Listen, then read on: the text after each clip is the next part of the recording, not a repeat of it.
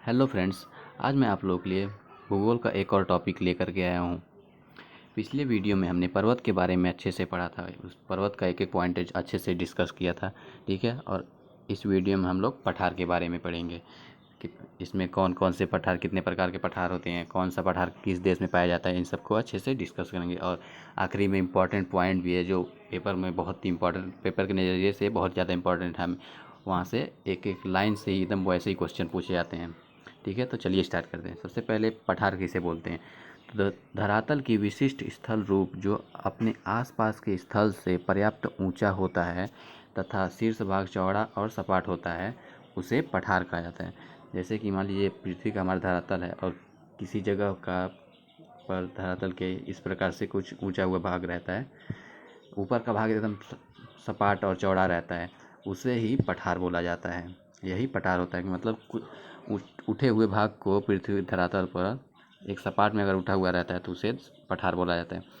पठार को धरातल के द्वितीय क्रम के उच्चावच में रखा गया है। जैसे कि मैंने बताया था कि पिछले वीडियो में कि कितने प्रकार के उच्चावच होते हैं, 3 प्रकार के होते हैं। तो द्वितीय क्रम में पठार, पर्वत, मैदान जो और झील, इन सबको रखा गया है द्वितीय क्रम के उच्चावच में, ठीक है।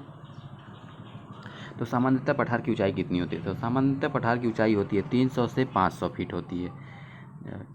धरातल पर कुल 35% पठार है, 26% पर्वत है और 35% पठार है, ठीक है। अब हम लोग देखते हैं पठार को कितने भागों में बांटा गया है। जैसे कि जनरली इतनी होती है, 300 से 500 फीट ऊंचाई होती है, लेकिन कुछ बहुत ऊंचे ऊंचे पठार हैं। जैसे तिब्बत का पठार 16,000 फीट है, बोलिविया का पठार 12,000 फीट है और कोलंबिया का पठार 7,800 फीट है। कुछ ऐसे पठार हैं जिनकी ऊंचाई कुछ ज़्यादा है, जैसे बताई थी मैंने, लेकिन ज़्यादातर सामान्य पठार की ऊंचाई होती है 300 से 500 फीट होती है, ठीक है। अब हम लोग पठार के भागों को 6 भागों में बांटा गया है, उसके बारे में पढ़ेंगे एक एक करके, ठीक है। पहला है अंतर पर्वतीय पठार, जिसे इंटर माउंटेन प्लेट्यू बोलते हैं। ऐसे पठार जिनका निर्माण पृथ्वी की आंतरिक शक्तियों के परिणाम स्वरूप बनने वाले पर्वतों के साथ होता है, उन्हें अंतर पर्वतीय पठार कहते हैं। मतलब ऐसे पठार जिनका निर्माण पृथ्वी की आंतरिक शक्तियों के कारण परिणाम स्वरूप बनते हैं, मतलब अंदर की शक्तियों से जो भी हलचल होते हैं उसके द्वारा उत्पन्न पठार को अंतर पर्वतीय पठार बोला जाता है। इसका एग्जाम्पल है सबसे बढ़िया, जैसे तिब्बत का पठार। विश्व का सबसे ऊंचा पठार 16,000 फीट है, यही तिब्बत का पठार है। इसके उत्तर में क्यूनलून तथा दक्षिण में हिमालय पर्वत है। मतलब एक पेपर में एक बार पूछा गया था कि दक्षिण तिब्बत के पठार के उत्तर में क्या चीज़ है, तो क्यूनलून पर्वत है। और दक्षिण में कौन सा है? दक्षिण में हिमालय पर्वत है। मतलब हिमालय और क्यूनलून से तिब्बत का पठार घिरा हुआ है। दूसरा है बोलिविया का पठार, ये भी अंतर पर्वतीय पठार के अंतर्गत आता है। इसकी ऊंचाई है लगभग 12,000 फीट। तीसरा है बहुत ही बढ़िया एग्जाम्पल, पेरू का पठार और मैक्सिको का पठार। ये चारों अंतर पर्वतीय पठार के अंतर्गत आते हैं। दूसरा है पर्वतपादीय पठार। पर्वतपादीय पठार को पिडमाउंट प्लेट्यू बोलते हैं। पर्वतपादी एक पर्वत भी है, ठीक है। जैसे पर्वतपादी पठार का निर्माण कैसे होता है, तो ऊंचे पर्वतों की तलछटी में स्थित पर्वतों को पर्वतपादीय पठार कहते हैं। मतलब जैसे कि ऊंचे ऊंचे पर्वत रहते हैं, उनके बीच में स्थित जो पठार रहते हैं उन्हें ही पर्वतपादीय पठार कहते हैं।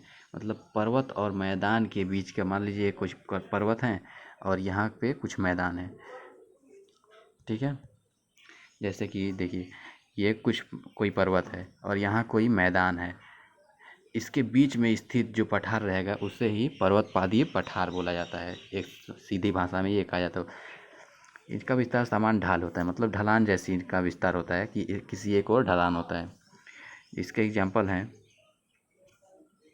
उत्तरी अमेरिका का एप्लेसियन पर्वत का पिडमाउंट पठार, उत्तरी अमेरिका का एप्लेसियन पर्वत का पिडमाउंट पठार, अमेरिका में स्थित एंडीज पर्वत का पेटागोनिया पठार और भारत का मालवा का पठार पर्वतपादी पठार के अंतर्गत ही आता है। तीसरा है हमारा तटीय पठार, जिसे कोस्टल प्लेट्यू भी बोला जाता है। तटीय पठार क्या होता है? जैसे समुद्र तटीय क्षेत्र के पास स्थित पठारों को तटीय पठार बोला जाता है। मतलब जो समुद्र के आसपास के पठार रहते हैं, मान लीजिए कोई समुद्र, इसके आसपास के जो पठार रहते हैं उन्हें ही तटीय पठार बोला जाता है। मतलब समुद्र के आसपास के क्षेत्र ठीक है। इनकी उत्पत्ति सीमावर्ती भाग के उत्थान से होती है। इसका एग्जाम्पल है प्रायद्वीप भारत का कोरोमंडल का पठार। इसका सही एग्जाम्पल यही है कि प्रायद्वीपीय भारत का कोरोमंडल का पठार है। ठीक है। चौथा है हमारा गुंबदाकार पठार, जिसे डोम शेप्ड प्लेट्यू भी बोला जाता है। तो पृथ्वी की आंतरिक हलचल के कारण जब किसी भाग में गुंबद आकार उभार हो जाता है तब उसे गुंबदाकार पठार बोला जाता है। मान लीजिए कोई पृथ्वी का धरातल है, किसी मतलब पृथ्वी के अंदर कोई हलचल हुई जिसके कारण पृथ्वी के सतह पर किसी गुंबदाकार का कोई पठार उत्पन्न हो जाता है, मतलब कोई गुंबद का आकार उभर जाता है तो उसे ही गुंबदाकार पठार बोला जाता है। ऐसे पठारों का निर्माण ज्वालामुखी लावा के उभार के कारण होता है। मतलब ऐसा का निर्माण ज़्यादातर ज्वालामुखी लावा के कारण होता है। जैसे मान लीजिए यहाँ कोई ज्वालामुखी है, इसका लावा फटा तो धरातल अपने आप ऊंचे उठ जाती है, एक गुंबदाकार का रूप ले लेती है, गुंबद का आकार ले लेती है, उसे ही गुंबदाकार पठार बोला जाता है। ठीक है। इसका एग्जाम्पल है यूएसए का ओजार्क पठार, यूएसए का ओजार्क पठार। और भारत में दो एग्जाम्पल है गुंबदाकार पठार के, जैसे भारत का छोटा नागपुर का पठार और रामगढ़ का पठार। ये दोनों गुंबदाकार पठार हैं भारत के। ठीक है। अगला है प्रायद्वीपीय पठार। प्रायद्वीपीय पठार क्या होते हैं? जिससे प्रायद्वीपीय पठार को कॉन्टिनेंटल प्लेट्यू भी बोलते हैं। ठीक है। जब पृथ्वी के भीतर जमा लैकोलिथ भूपृष्ठ के अपरदन के कारण सतह पर उभर आते हैं, या सतह पर उभर जाते हैं, तब उन्हें महाद्वीपीय पठार कहते हैं। मान लीजिए कोई, जैसे मैंने ज्वालामुखी में बताया कि अंतर लैकोलिथ रहता है, ज्वालामुखी के अंदर लैकोलिथ बन जाता है। अगर वो किसी कारणवश जो पृथ्वी के अंदर कोई हलचल हुई और ये लैकोलिथ बहुत बड़ा पत्थर रहता है, तो किसी कारणवश ये पत्थर पृथ्वी के सतह पर आ जाता है, तब इसे ही महाद्वीपीय पठार बोला जाता है। ये ज़्यादातर समुद्र तटीय अथवा मैदानी क्षेत्र से घिरे होते हैं। मतलब ये ज्वालामुखी तो समुद्र के आसपास ही होते हैं, तो इसलिए समुद्र के आसपास ही ये महाद्वीपीय पठार भी रहते हैं। ठीक है। इसके कुछ एग्जाम्पल हैं, वो देख लेते हैं हम लोग। जैसे भारत का प्रायद्वीपीय पठार महाद्वीपीय पठार का ही एग्जाम्पल है। ठीक है। दूसरा पश्चिम ऑस्ट्रेलिया का पठार, अरब का पठार, दक्षिण अफ्रीका का पठार, पूर्वी ब्राज़ील का पठार, न्यूजीलैंड का पठार, ग्रीनलैंड का पठार, साइबेरिया सील्ड, बाल्टिक या फेनो स्कैंडियन सील्ड, या फिर लॉरेंसियन या कैनेडियन सील्ड। ये सारे एग्जाम्पल हैं महाद्वीपीय पठार के। पेपर में सीधे यही पूछा जाता है कि इनमें से कई सारे ऑप्शन रहेंगे और पूछा जाएगा कि इनमें से कौन सा महाद्वीपीय पठार है। तो ये सारे एग्जाम्पल याद होने चाहिए। कौन कौन से? प्रायद्वीपीय पठार, एक बार बोल रहा हूँ, प्रायद्वीपीय पठार भारत का है, पश्चिमी ऑस्ट्रेलिया का पठार, अरब का पठार, दक्षिण अफ्रीका का पठार, पूर्वी ब्राज़ील का पठार, न्यूजीलैंड का पठार, ग्रीनलैंड का पठार, साइबेरिया सील्ड, बाल्टिक या फेनो स्कैंडियन सील्ड, और आखिरी है लॉरेंसियन या कैनेडियन सील्ड। ये सारे महाद्वीपीय पठार के उदाहरण हैं। ठीक है।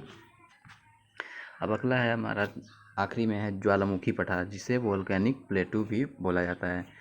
तो इसका निर्माण कैसे होता है? ज्वालामुखी के विस्तृत लावा के जमाव के कारण बने सपाट भूभाग को ज्वालामुखी पठार कहते हैं। मतलब जब ज्वालामुखी का लावा के कारण कहीं पे एक परत जम जाती है, उसे ही ज्वालामुखी पठार बोला जाता है। और ये जो लावा निकलता है वो ज्वालामुखी के अंदर से कोई दरार रहती है, उसी दरार के रास्ते जो लावा निकल के जम जाता है, उस यही कारण है कि मतलब इनका कारण है दरार के कारण ही ज्वालामुखी पठार का निर्माण होता है। ठीक है। इसका कौन कौन सा एग्जाम्पल है, ये सीधे पेपर में पूछा गया था कि इनमें से कौन सा ज्वालामुखी का उदाहरण है। ठीक है। तो पहला है दक्कन का लावा पठार और दूसरा है यूएसए का कोलंबिया स्कैन पठार।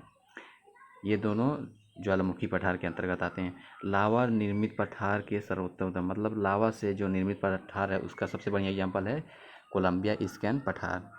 अब हम लोग पेपर के नज़रिए से कुछ इंपॉर्टेंट पॉइंट देख लेते हैं जो पेपर में सीधे एक लाइन में पूछा जाएगा। सबसे पूछ लिया जाता है कि सबसे लंबा पठार कौन सा है, तो तिब्बत का पठार विश्व का सबसे लंबा तथा सबसे ऊंचा पठार है। ठीक है। कोरोमंडल का पठार एक नवीनतम पठार है। कोरोमंडल का पठार एक नवीनतम पठार है। और असम और मेघालय में स्थित चेरापूंजी पठार, मतलब असम और मेघालय में स्थित चेरापूंजी का पठार आर्द्र पठार है, मतलब मॉइस्ट पठार है चेरापूंजी और चेरापूंजी का पठार। ठीक है। भारत के छोटा नागपुर पठार में रांची, हजारीबाग और कोडरमा में स्थित है। मतलब भारत के छोटा नागपुर पठार में रांची, हजारीबाग और कोडरमा के पठार स्थित हैं। ये 3 पठार हैं छोटा नागपुर के पठार में। ठीक है। छोटा नागपुर पठार के दामोदर घाटी में कोयला का बड़ा क्षेत्र पाया जाता है। मतलब छोटा नागपुर बहुत इंपॉर्टेंट है, यहाँ से काफ़ी क्वेश्चन बनता है। छोटा नागपुर पठार के दामोदर घाटी में कोयला के बड़े क्षेत्र पाए जाते हैं। और एक और पॉइंट है कि छोटा नागपुर के पठार को भारत का रूर भीर कहा जाता है। भारत का रूर किसे कहा जाता है? छोटा नागपुर के पठार को।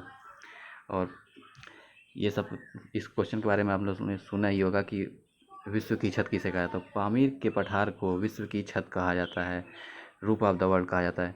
यह तिब्बत पठार का ही भाग है, पामीर का पठार। ठीक है।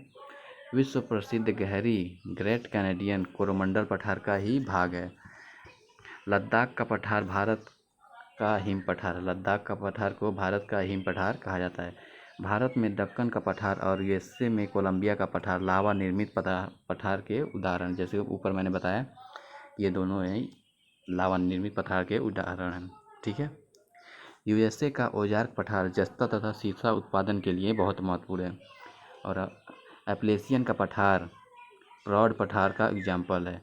मतलब प्रौढ़ पठार का एकलौता एग्जाम्पल कौन सा है? एप्लेसियन का पठार। अंटार्कटिका पठार और ग्रीनलैंड पठार हिमानी निर्मित पठार हैं। हिमानी निर्मित पठार अटलांटिका पठार और ग्रीनलैंड पठार है। मैक्सिको का पठार किससे घिरा हुआ है? तो मैक्सिको का पठार सिया माद्रे पर्वत से घिरा हुआ है। बोलिविया का पठार एंडीज पर्वत श्रेणी के बीच में है। बोलिविया का पठार कहाँ पे है? एंडीज पर्वत श्रेणी के बीच में है। Thank you.